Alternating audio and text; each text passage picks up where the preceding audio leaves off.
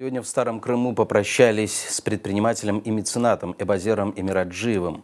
В Крыму он был известен добрыми делами. Его фонд с названием «Джан Юректен» помогал учиться одаренным детям, поддерживал крымско-татарскую культуру. Эбазер Эмираджиев умер вчера в возрасте 55 лет. Врачи констатировали обширный инфаркт. Сегодня на похороны собрались его друзья, коллеги, родственники и знакомые. На похороны собрались друзья, коллеги, родственники и те, кто его знал. За свою недолгую жизнь предприниматель и меценат успел сделать немало хорошего для своего народа. Он был человеком с добрым сердцем. Вместе с народом был и в легкие, и в тяжелые времена. Принес много пользы своему народу. Я его знаю как энергичного, делового, порядочного человека. Человек, который вкладывал все свои силы, все свои возможности, всю свою энергию для своей семьи, для воспитания своих детей. Главным детищем Эбазера стали благотворительный фонд «Джан Юректен» и учрежденная им премия имени Шрефа Шемизаде, которая была направлена на развитие крымско-татарского языка.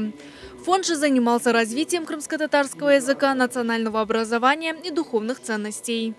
Любил заниматься стимулированием культуры крымско-татарского народа. Он поддерживал учебу детей. Вот он непосредственно выходил на ректоров учебных заведений, выявлял так тех студентов, которые проявили себя в учебе, и премировал им. У него был фонд «Джан Юректен». Он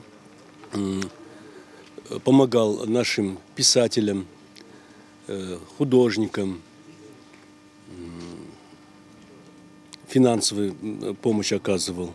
И не только финансовую.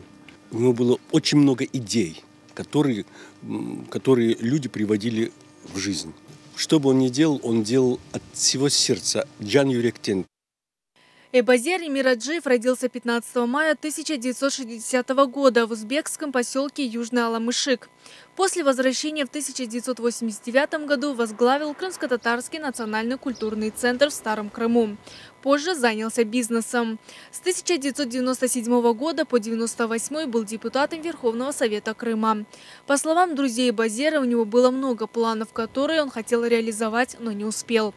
Человек, который еще многое не воплотил, не успел воплотить. У него были грандиозные планы и в бизнесе, и в меценатстве. Вот. Конечно, он многое сделал, но много еще и предстояло ему сделать. Его жизнь оборвалась 5 октября. Медики констатировали обширный инфаркт. Ильмас Ибрамова, Рустем Асанов, Заман, АТР.